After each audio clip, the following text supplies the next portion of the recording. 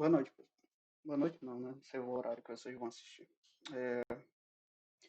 Bom, vamos continuar com o conteúdo. Nós vimos até a, a parte de amostragem e nessa aula eu vou mostrar como os métodos de amostragem impactam diretamente nas nossas estatísticas, nas nossas inferências. Tá?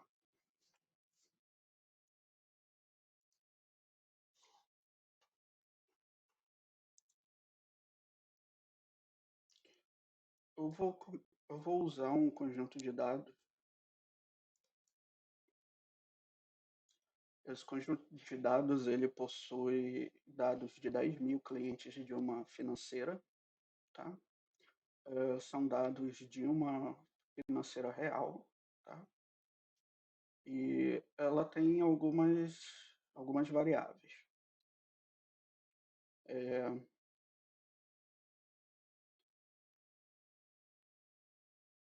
Score do cliente. Score é uma medida associada a o quão bom ou quão ruim é aquele cliente, tá? Então é um score, tá? Vocês já devem ter visto algo do tipo como o score da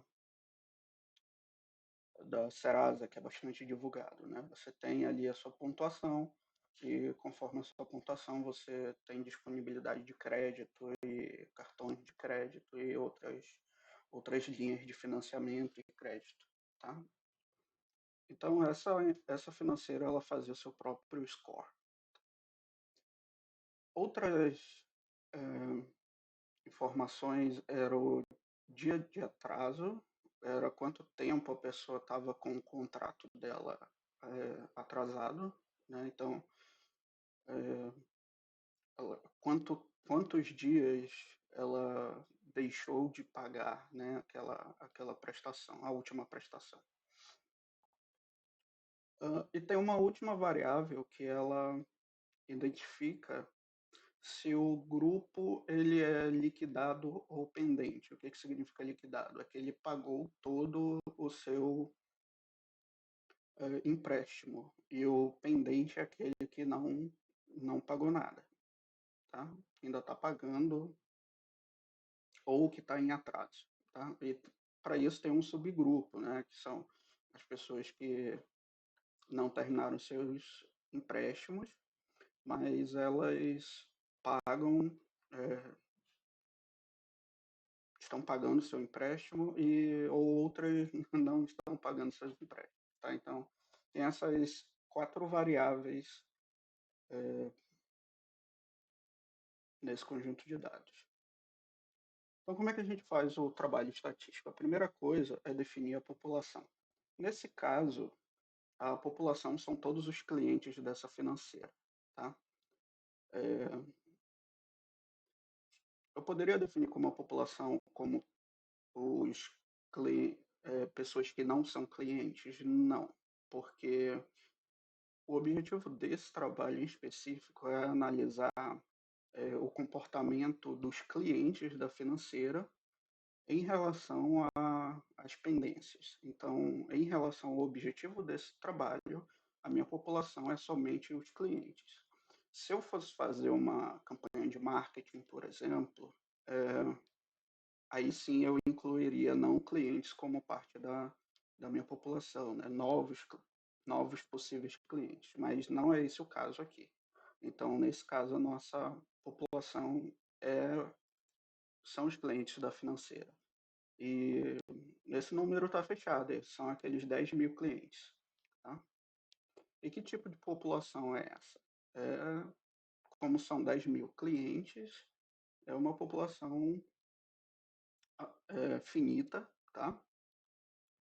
E também é uma população heterogênea, porque primeiro que eu já tenho uma presença de grupos aí. Um grupo de pessoas que terminaram seus empréstimos, que pagaram, e eu tenho pessoas que não pagaram ou estão pagando, tá? E dentro de cada um deles eu tenho outras possibilidades. Por exemplo, eu tenho aquele que pagou o seu empréstimo direitinho e eu tenho aqueles que pagaram, mas pagaram em atraso.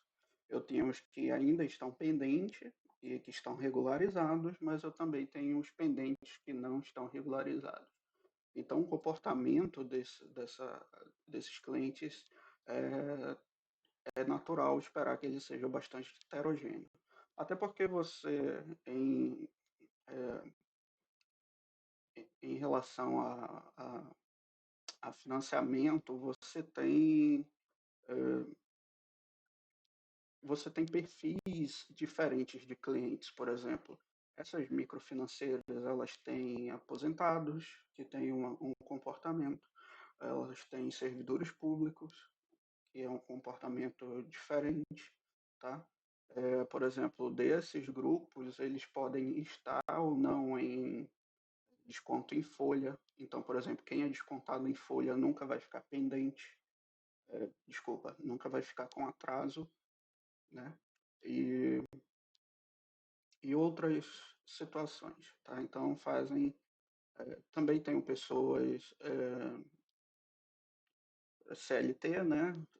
A maioria dos trabalhadores, tenho também microempresários, então são situações socioeconômicas totalmente diferentes, então tem uma população heterogênea. Nesse caso, como a população é apenas de 10 mil e os dados estão estruturados em um banco de dados e tudo mais, é bem tranquilo você fazer um censo desses dados, tá? Mas aqui, apenas para efeito de exercício, nós vamos fazer uma amostragem, tá? Até porque, tendo o conhecimento da população, a gente pode comparar as nossas estimativas da amostragem e ver, de fato, se essa amostragem está sendo representativa ali para a população ou não. Então, nesse caso, eu vou fazer uma amostragem e tem dois tipos básicos para a gente fazer, né? Não probabilística e probabilística. Nesse caso, como a gente dispõe de um sistema para fazer a coleta dessas informações, é natural a gente fazer uma probabilística. Dentro das probabilísticas, nós temos que nós vimos, a amostragem aleatória simples e a amostragem estratificada proporcional. Tá? A, a outra, que é a terceira, que é a sistemática, ela já naturalmente já está sendo feita aqui porque a gente dispõe de uma base de dados para se fazer isso. Então, o que a gente tem que fazer? Dentro dessa amostragem sistemática, fazer uma aleatória simples ou uma proporcional estratificada. Então, o objetivo dessa aula é mostrar para vocês justamente a diferença nas estatísticas entre uma amostragem aleatória simples e uma amostragem aleatória estratificada. Bom, como vocês devem ter percebido, quando eu falei que essa população era heterogênea, naturalmente vocês devem ter pensado que o melhor tipo de amostragem para esse cenário é a amostragem proporcional estratificada, porque quando eu tenho efeitos de heterogeneidade, a gente precisa estratificar a população e fazer a coleta de dados dentro desses estratos, porque aí nós diminuímos o efeito dessa heterogeneidade. E aí sim a nossa amostra vai ser representativa. Eu sei que essa é a resposta que vocês dariam, mas eu vou comparar também com a amostra aleatória simples, por quê? E se a gente fizesse a amostragem aleatória simples, o que ia acontecer? Então, essa é a ideia da aula. Eu vou definir como uma estatística básica, o mínimo. Tá? A gente vai trabalhar com o mínimo, porque é um conceito que todo mundo já está familiarizado dentro de matemática.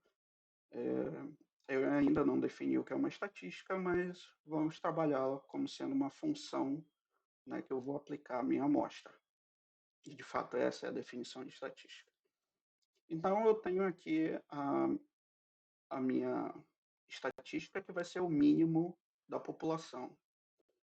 Nesse caso, esse mínimo da população que eu estou calculando aí é o mínimo real. tá? É o valor mínimo de fato da população.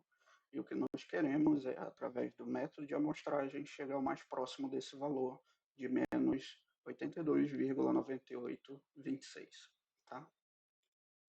Sem precisar, é claro, observar as 10.000 observações. Bom, primeiro, uma amostragem aleatória simples. Como nós faríamos ela?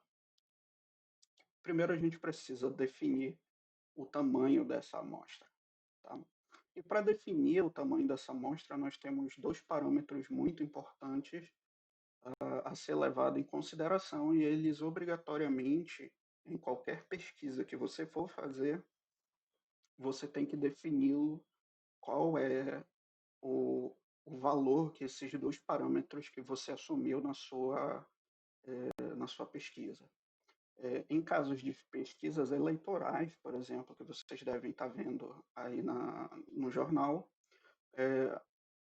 você não especificar esses dois parâmetros, você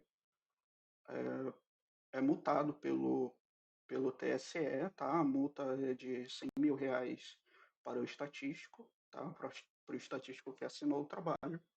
Então, para você ver a importância desses dois parâmetros em qualquer pesquisa, seja ela científica, seja ela aplicada, tá? O primeiro parâmetro é o nível de significância, que em geral a gente representa pela letra alfa.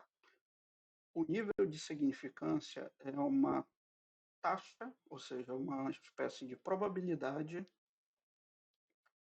do quão aquela sua informação está próxima da realidade. Ou como é muito comum se explicar, se eu tivesse feito 100 amostras, alfa por cento dessas amostras, elas teriam um resultado é, definido pelo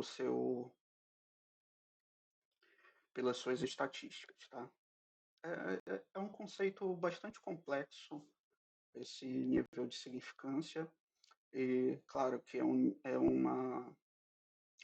calcanhar de Aquiles dentro da estatística clássica, tá? Porque você fixa essa probabilidade e, na verdade, quando você faz a amostragem e recalcula esse valor, ele de fato não é esse. Ele fica em torno desse 0,05, como eu estou colocando aí. Fica em torno de alfa, mas ele não é exatamente alfa, tá? É um problema grande? Não é, tá? Mas saibam que essa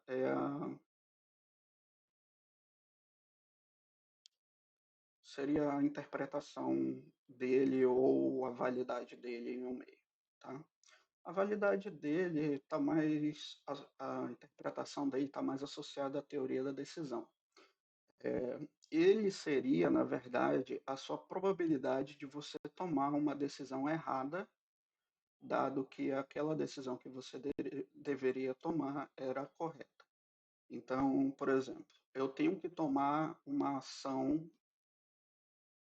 eu posso tomar duas decisões, A ou B, tá? Então, a gente testa se a A é a decisão correta. E a probabilidade de eu ter a decisão, tomar a decisão B, mas a A era a decisão correta, é essa nível de significância, tá?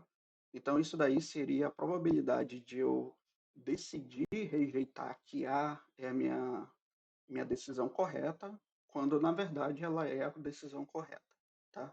E essa probabilidade ela é aproximadamente alfa. Por que ela é aproximadamente alfa? Porque para a gente construir os testes estatísticos para que a gente decida com o maior grau de probabilidade possível qual a melhor decisão a ser tomada, a gente fixa esse valor de significância, como ele está sendo feito aí. Tá? Então, o que eu estou fazendo aqui é fixando essa probabilidade de rejeitar a decisão não tomar essa decisão, quando na verdade ela era a decisão correta a ser tomada. Tá? Então, essa é de fato a explicação do que é o nível de significância. E erro aleatório é um erro natural, uma medida natural de desvio, né, de diferença entre o que você teria com suas estimativas e o valor real. Então, significa que as nossas estimativas para a nossa amostragem, ela deve, em média, se afastar 0,05 desse valor de menos 82,9825, ou seja, ele só vai se alterar ali na segunda casa decimal. Então, a gente espera que as nossas estatísticas tenham essa precisão de pelo menos 0,05, tá?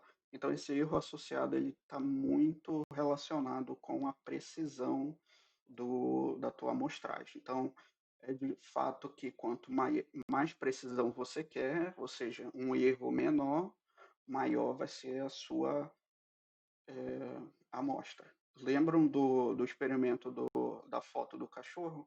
Então, é exatamente aquilo. Quanto mais informação nós tínhamos sobre a população, menor eram os nossos erros. Tá? Então, esse erro ele também é fixado. E como é que na prática a gente faz um cálculo de tamanho de amostra? Tá? A gente não tira os valores da nossa cabeça, além de fixar esse nível de significância alfa e o erro aleatório. Tá? São as únicas coisas que a gente tira da nossa cabeça. O resto a gente precisa ter algum conhecimento sobre a população. Então, em geral, o que se faz é uma amostra piloto.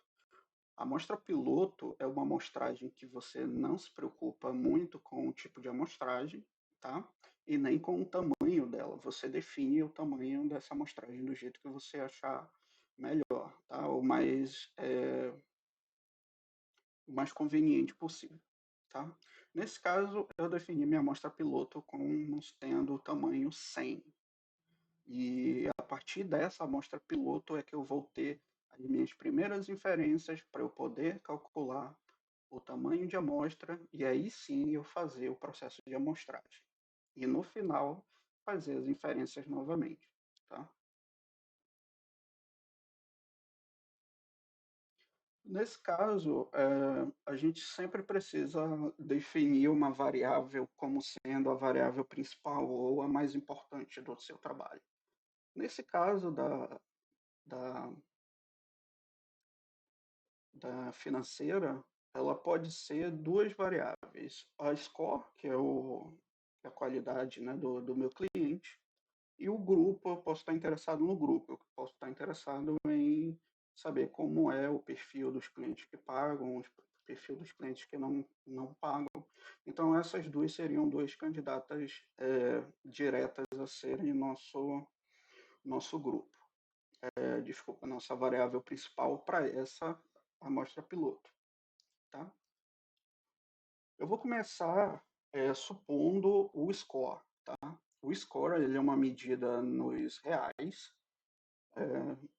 Então, para calcular esse tamanho de amostra, eu uso essa expressão que eu estou mostrando aí para vocês. Essa expressão ela é n, que a gente usa como o tamanho da amostra.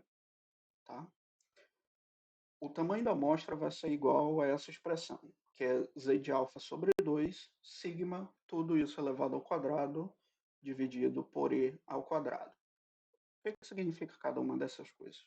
Z de alfa sobre 2 é um quantil de uma distribuição que a gente chama de distribuição normal. Tá? É a distribuição mais conhecida dentro da probabilidade, dentro da inferência, e é a mais conhecida por todo mundo. A ideia por trás da distribuição normal é que você tem um comportamento totalmente aleatório em torno de uma média. Então, as coisas não tendem a se desviar muito dessa média. Então, é muito mais provável que essas coisas estejam mais concentradas em torno da média do que afastado da média, e esse afastamento, tanto para valores maiores que a média quanto menores, esse afastamento é igualmente proporcional. Então, por exemplo, digamos que eu tenho um grupo de pessoas e eu estou interessado na altura dessas pessoas. É, eles vão ter uma média, né, populacional, e as pessoas vão nascendo e vão se desenvolvendo e tendo alturas parecidas com aquela média daquele grupo, tá? Então, tanto que esse conceito nasceu de um experimento assim, feito por Francis Galton, tá? Onde ele observou algumas gerações, né, de pessoas, pais, filhos e netos, e observou essa altura, e observou que pais mais baixos tinham tendência a ter filhos mais altos, e pais muito altos tinham a tendência de ter filhos mais baixos para ter essa compensação. Então, a altura dos indivíduos dessa cidade, onde ele observou, de fato ficavam em torno de uma média. Ele chamou de média populacional. Então, esse Z ele vem dessa teoria, tá? Vem dessa teoria dessa função de probabilidade, e ele é justamente essa medida, né, esse corte, onde a gente diz, não, é bastante provável que esses pontos que estão muito afastados da média, digamos que a média esteja aqui, eu tenho 2 pontos, os pontos maiores do que esse limite, eles são maiores do que a média, e os que são menores do que esse limite são muito longe da média. Então, é muito provável que esses indivíduos sejam um erro de amostragem ou não pertençam àquela população. Tá? Então, esse Z de alfa é uma medida, é o que a gente chama de quantil de probabilidade, onde a gente define que o que estiver fora dessa probabilidade de fazer parte da população, a gente exclui. Tá? Nesse caso, como a gente fixou alfa, então essa é a probabilidade. A gente vai esquecer 5% da nossa população, porque eles têm características não semelhantes do restante, tá? E quando a gente diz não semelhante, é bastante diferente, tá? Então, seria a compensação de você retirar esses pontos mais afastados. Em geral, a gente usa o alfa igual a 5%, ou seja, 0,05, como vocês viram no outro slide. E esse z de alfa sobre 2, ele é 1,68, tá? Ou 69 aproximadamente. Você pode fixar alfa o valor que você quiser, tá? Mas para efeito de comparação entre pesquisas, é comum na ciência você sempre usar o alfa igual a 5%, porque quando você tem 2 experimentos, né, imagine 2 pesquisas, eu com essa financeira e vocês com uma outra financeira. Eu só poderia comparar os resultados das 2 financeiras se o nível de significância das nossas pesquisas fossem iguais. Então é por isso que o pessoal fixa em 5%, porque aí você consegue comparar com outros estudos, tá? Mas não é uma regra, você pode definir o alfa do jeito que você quiser, tá bom? Só lembre que ele está relacionado com uma probabilidade de erro. Então, quanto maior o alfa, mais é a probabilidade de você errar. Então, o ideal é que ele seja pequeno, tá? Assim como o erro aleatório, é interessante, como ele está associado à precisão, é interessante que ele seja pequeno, que é esse E, tá? Então, a gente vai substituir esse Z de alfa sobre 2 por 1, na verdade é 1,96, tá? Que eu coloquei aí. A gente vai substituir esse valor no lugar de Z de alfa.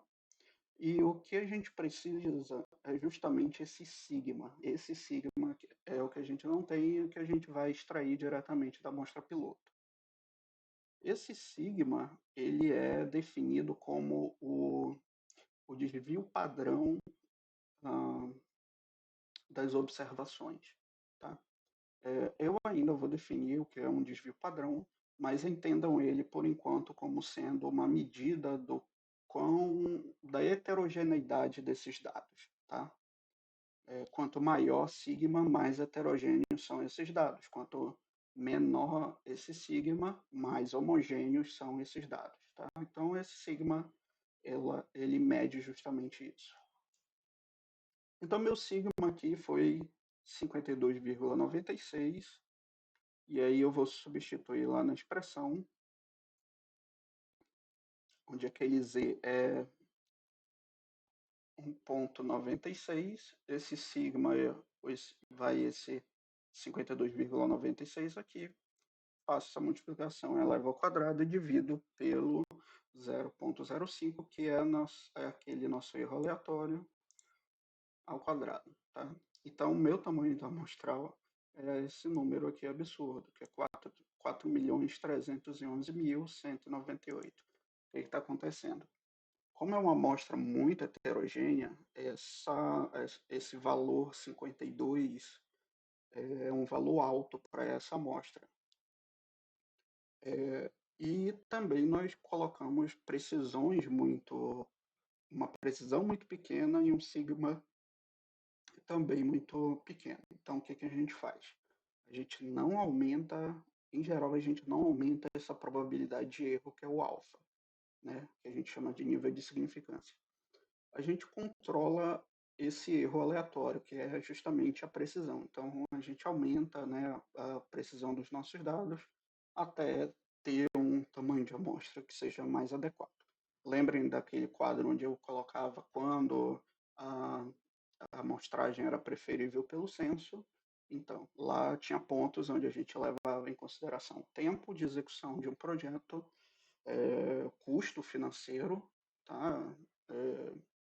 Toda a parte logística, né, e toda a parte de execução é levada em conta. Então, esse número aqui é um absurdo, porque minha população é de 10 mil e esse valor é menor. Tá? É esse o caso onde tem um caso lá onde o tamanho da amostra é maior do que a população, ou um valor próximo, então é exatamente isso. Eu fiz o método de cálculo de amostragem, mas o tamanho da minha amostra, para eu garantir essa precisão e aquele erro de significância, eu precisava ter mais de 4 milhões de clientes e eu não tenho, só tenho 10. Então era melhor fazer só um censo, nesse caso aqui.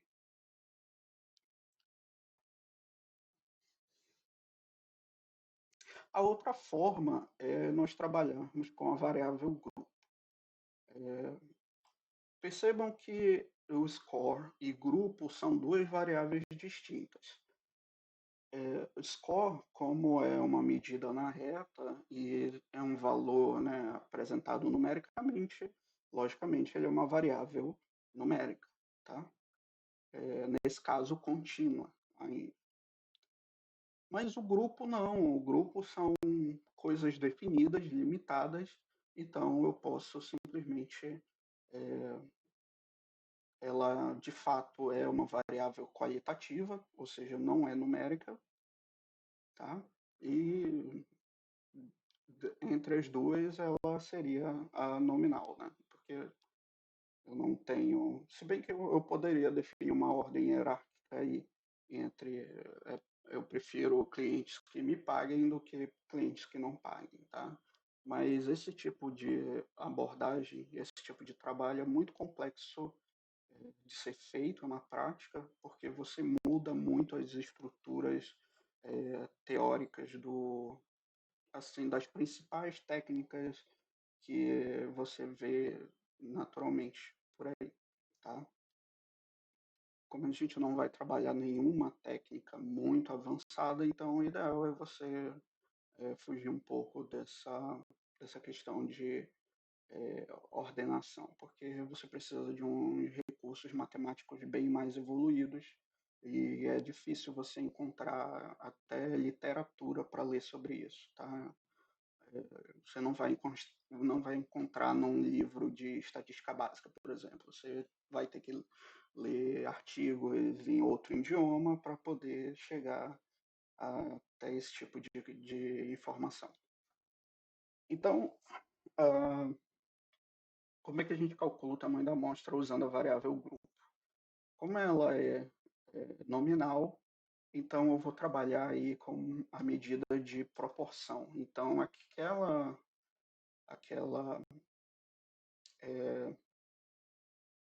estrutura que nós vimos nos slides anterior, essa expressão ela é mudada para essa outra expressão que está em função ainda do nosso z de alfa sobre 2 e do erro aleatório, mas no lugar do sigma eu estou usando essa proporção, que é P multiplicando 1 menos P. Esse P, de fato, é a proporção. Bom, como o grupo pode ter um ou mais grupos, observações, valores possíveis, você, no caso, se tiver dois, ok, tá? Você escolhe o que você quer para ser a proporção. Então, por exemplo, eu vou pegar a proporção de indivíduos que liquidaram seus empréstimos. Ou eu posso definir o grupo principal como sendo os que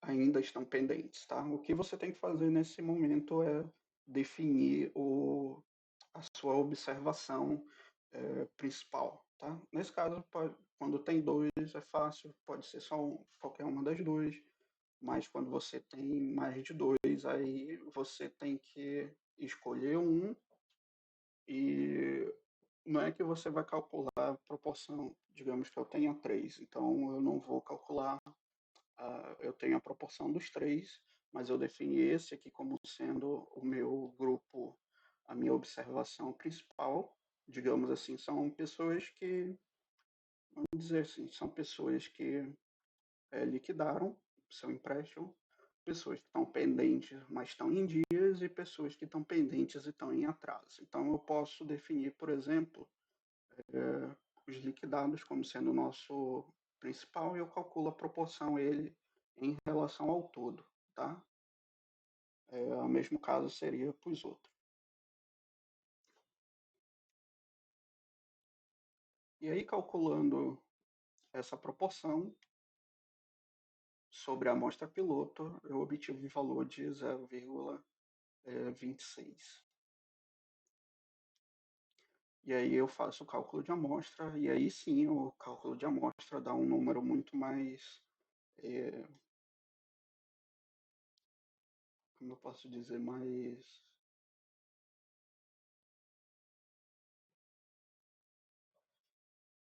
dentro da realidade, tá? Deu 295,63. O que que você faz? Usa técnica de arredondamento, como é 0,6, então a gente arredonda para 296. Então, o tamanho da nossa amostra dentro da amostragem aleatória simples vai ser 296. Muito melhor do que 4 milhões, mas também eu não preciso pegar os 10 mil, então posso trabalhar com uma amostragem muito pequena, ou seja, quase 300 pessoas, e mesmo assim eu vou garantir aquele erro de 5% na tomada de decisão, o que é bom para mim, tá? Significa que eu tenho o que seria o contrário dele, que é uma probabilidade de erro, é o que a gente chama de nível de confiança. Então, seria uma probabilidade de acerto. Então, tem uma probabilidade de acerto de 95%, tá? E o meu erro aleatório, que é esse 0,05, é um valor pequeno em relação ao que nós queremos, que é a proporção desses indivíduos. Tá? Então, a gente vai usar esse 96. Mas lembre que lá no início eu defini a variável, a estatística, para comparação como sendo o mínimo, e o mínimo foi em cima dos scores. Tá? Então, é claro que o ideal seria nós usarmos essa expressão, tá? Mas como ela deu um valor muito absurdo, a gente não vai usá-la. Mas o correto é você usar essa daqui. O que, que você vai fazer? Vai aumentando o tamanho do erro aleatório até você ter uma quantidade de amostras ali dentro da realidade, tá? E aqui eu estou fazendo isso só para exemplificar mesmo. Mas o correto é usar o valor da outra. Então aqui é o que a gente fazer. Aqui, exatamente o que eu estava falando, né? Eu estava usando o score. O que que a gente pode fazer? Aumentar os valores de alfa, que eu não recomendo, e aumentar o erro, que é o mais comum a se fazer. O outro é também definir o tamanho da amostra segundo os nossos recursos financeiros de tempo e tempo também, tá? Então, o que que a gente faz? A gente faz um processo inverso. Bom, eu só tenho dinheiro para gastar com 300 pessoas, então a gente vai, fixa o alfa, calcula P, e a gente calcula o erro amostral para essa. A gente calcula esse erro aleatório para essa amostra de tamanho 300, tá? Nesse caso, ele vai ser um erro ainda menor do que o que a gente fixou, de 0,05. Mas essa mesma, é, essa mesma metodologia você usa quando tem a amostragem não probabilística. Então, quando você usa uma amostragem a esmo ou por julgamento, você não calcula o tamanho da amostra, mas você pega aquela sua amostra e calcula o erro aleatório associado a ele. E é esse que vai ser a medida de precisão das suas estatísticas, né? Ninguém faz isso, é claro, né? Todo mundo passa por cima disso e esquece, mas é, é muito comum a gente ver artigos científicos onde o pessoal publica, descobri tal coisa, peguei esse tamanho de amostra, dividi um grupo tal e outro grupo tal e fiz isso e o remédio está funcionando. Tá, mas qual é a precisão dessa tua amostragem, né? O quanto isso está relevante em termos de população. E aí essa informação que ninguém dá, mas vocês vão fazer isso, né, porque vocês aprenderam que isso é importante a ser feito. Tá? Então, sempre que fizer amostragem não probabilística, recalcula o erro aleatório, né, você passa o e ao quadrado para o outro lado, joga o n para cá, calcula tudo aí dentro, faz a raiz quadrada, e aí você obtém o valor desse erro aleatório. Então, ele vai ser a sua precisão estimada das suas estatísticas, segundo o tipo de amostragem que você escolheu.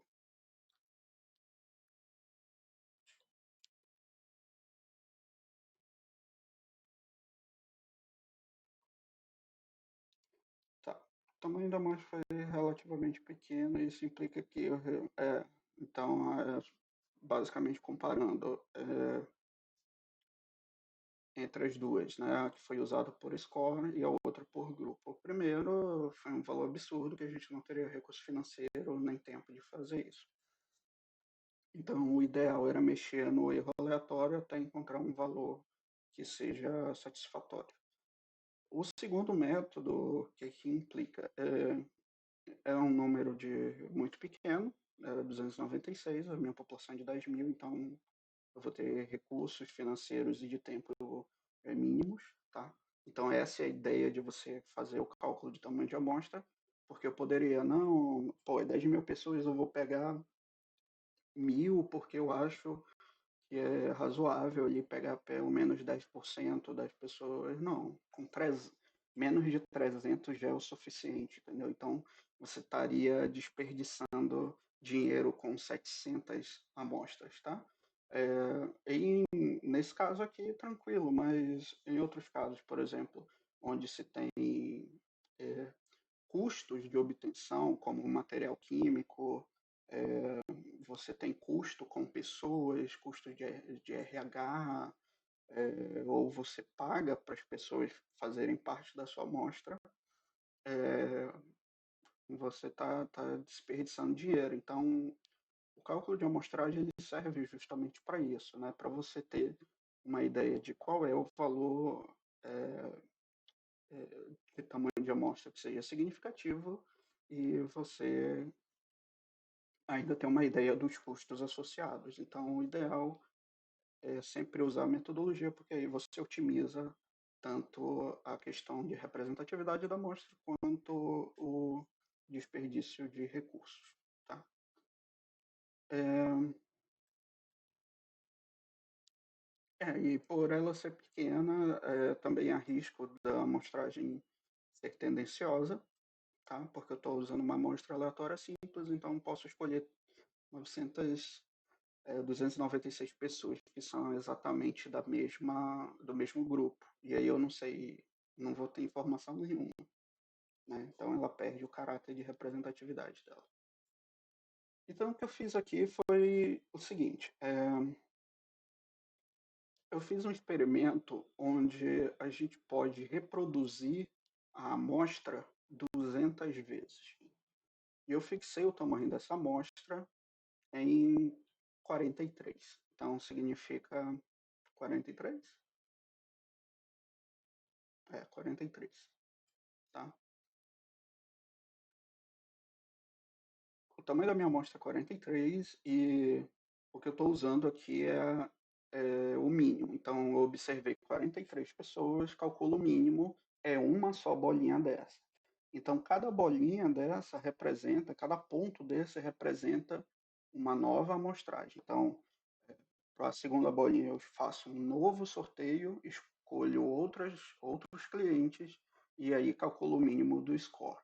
Para a terceira, faço outra amostragem, calculo o mínimo dessa amostra e é o valor da terceira bolinha. Então, esse é um processo que naturalmente nunca ocorre na prática, né? Porque você não vai ficar refazendo amostragens, tá? Mas isso aqui é só para você ver como é o comportamento da estatística em relação ao tamanho de amostra e o tipo de amostragem escolhido. Então, esse valor vermelho é, é a minha é o, é o que eu observei com todas essas amostras, tá? E o verde é o. Deixa eu ver se o verde está certo.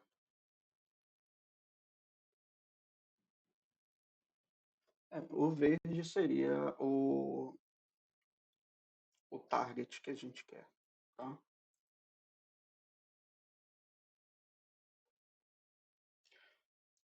Aqui eu estou fazendo o mesmo experimento, tá?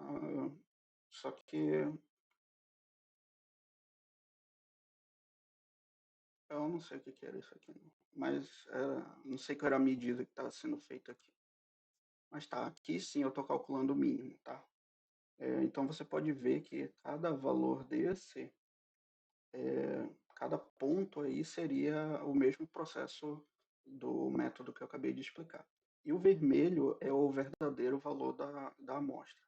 Então você vê aí ó, que como a amostra é pequena, é de tamanho 43, a minha precisão está muito ruim. Então as minhas estimativas elas estão muito longe do que seria o verdadeiro valor. Eu só tenho duas amostras onde eu tive um pouco próximo, mas não foi com uma precisão muito boa, tá? Então essa distância entre o que eu observei com a minha amostra e o valor real é o meu erro aleatório. Então, o meu erro aleatório aqui, ele deveria, né, para aquele cálculo de amostra, ser de 0,05. Agora, para um tamanho de amostra 43, é claro que esse erro vai ser muito maior. Então, vocês veem aqui que na prática, esse valor que ele está tendo erros aleatórios muito grandes. Aí, quando eu diminuo uh, o meu erro aleatório, né? Então, nesse caso aqui, o meu erro aleatório é de 0,030 zeros e um 3, ou seja, 0,03%, um valor muito pequeno, tá? Então você vê aí que a população ela já aumenta, ou seja, quanto mais precisão eu tenho, mais informação eu preciso, então o tamanho da minha amostra foi 500, e aí sim, com uma amostra de tamanho 500, eu consegui que a minha estatística ficasse bem mais próxima do target, que é a linha vermelha, que é o meu verdadeiro valor do parâmetro. Então você vê que agora é, esse processo de amostragem faz com que eu tenha estimativas melhores. Tá? E exatamente essa reprodução de amostras, ela tem a ver com aquela probabilidade de significância. Então, significa que dessas 200, 5% delas, eu tomaria a decisão de que essa estimativa é uma estimativa boa para a população. Tá? Seria uma das interpretações também. Agora tá, já que a gente fez o estudo para amostra aleatória simples, mas a gente só aplica aleatória simples quando a nossa população é homogênea. No nosso caso, ela é uma heterogênea, então a ideal seria a amostragem estratificada proporcional estratificada, desculpa. Então, vamos ver, né, como é que a gente faz esse tipo de análise. Ainda sobre a aleatória simples, tá? Nesse caso, como a população é heterogênea, eu vou ter amostras não representativas ou tendenciosas. Então, vocês viram que, por fato dela ser uma amostra aleatória simples, mesmo com um tamanho de amostra grande, eu ainda tenho um erro muito grande, tá? A maioria das minhas estatísticas estão muito longe do valor real, né? Então ali próximo de menos 65 ali, tá? Menos 65 para menos 82 é um erro muito grande. Então isso não é legal, tá? Além disso, gerou um custo maior, porque eu tive que aumentar o tamanho da amostra, eu aumentei meu custo de execução, porém, mesmo assim eu não obtive estimativas boas. Tá? Agora, como aconteceria com uma proporcional estratificada? Então, o primeiro que a gente tem que fazer é calcular o tamanho de amostra da forma tradicional, como foi visto nos outros slides. Tem aquelas duas expressões. E depois, o que a gente faz? A gente divide aquele valor proporcionalmente a cada tamanho de extratos. Então, por exemplo, dos meus 10.000, eu tenho 30% são inadimplentes, 70% são regulares. Tá? Então, se o tamanho da minha amostra é 100, por exemplo, para ficar fácil o cálculo, é, eu tenho que sortear 30 pessoas do grupo de inadimplentes e 70 pessoas do grupo que está regularizado. Tá? Então, essa é a ideia. Por isso que o nome é proporcional estratificada, porque o tamanho da amostra ele é proporcional ao tamanho do extrato.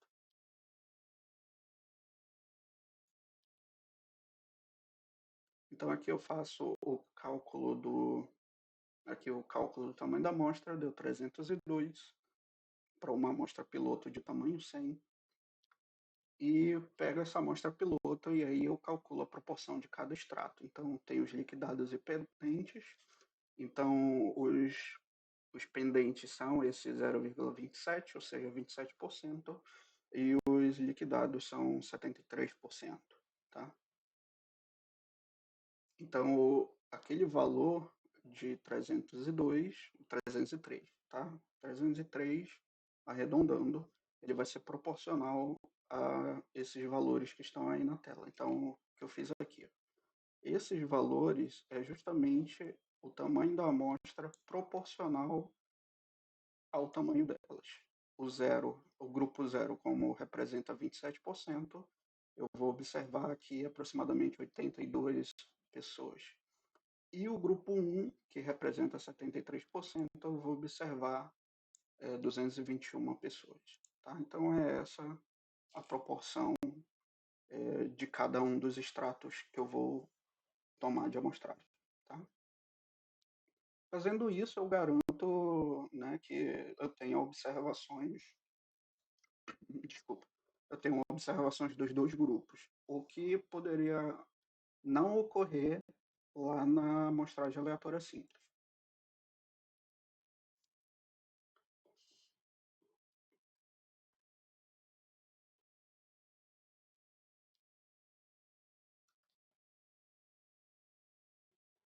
aqui outra coisa.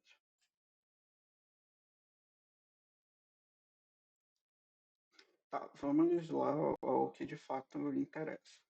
É, aqui eu tenho uma comparação entre o que seria as minhas estatísticas com a amostra aleatória simples e com a proporcional estratificada.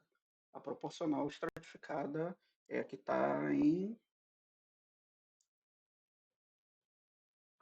azul, tá?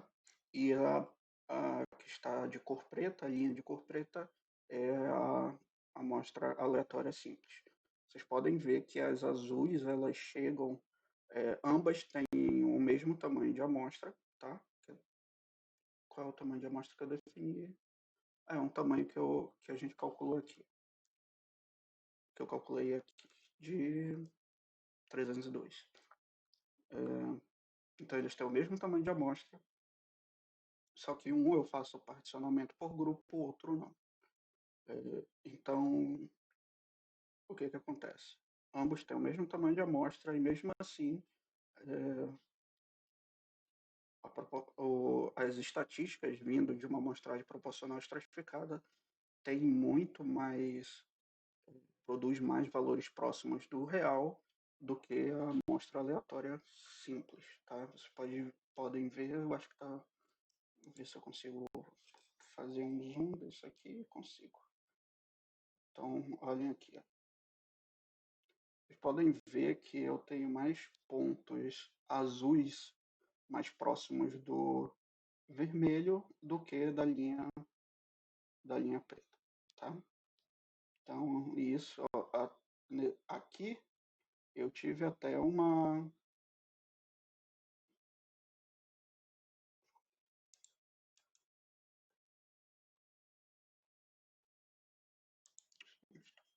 Tá. Aqui eu tive até um acerto correto, um acerto correto. Acerto ele já é correto. Eu quero dizer que eu tive uma estimativa exata, né, que foi igual ao valor da população. Né? Todos esses que estão tocando no vermelho aqui, onde eu tenho uma amostra onde a estimativa foi exatamente o real valor do parâmetro. E vocês veem que a azul, aqui ela deu uma doida, né? Pode ocorrer isso, tá? Não se preocupe. Esse daqui é o que a gente chama de azar, tá? Você teve o azar de pegar a pior amostra possível no experimento. Essa, depois eu vejo isso. Então tá, o que a gente observou é que a amostragem aleatória proporcional estratificada, ela, ela produziu estimativas muito melhores, mesmo assim ainda não ficaram, não, não ficaria satisfeito, né? Então o ideal é fazer um outro tipo de amostragem que a gente não viu aqui, que é a amostragem por conglomerado, tá? Que você escolhe, você também aleatoriza os extratos, tá? Então você pode observar, ter observações de um extrato ou não, tá bom? Mas ficou claro que para esse tipo de situação, quando eu tenho uma amostra heterogênea, a aleatória simples de fato não funcionou, ela foi a que teve pior resultado. Essa parte não, não interessa porque a por conglomerado ela é bem mais complexa. Mas não é. Mas você vê aqui que ela até que não foi tão ruim. Essa aqui já foi boa.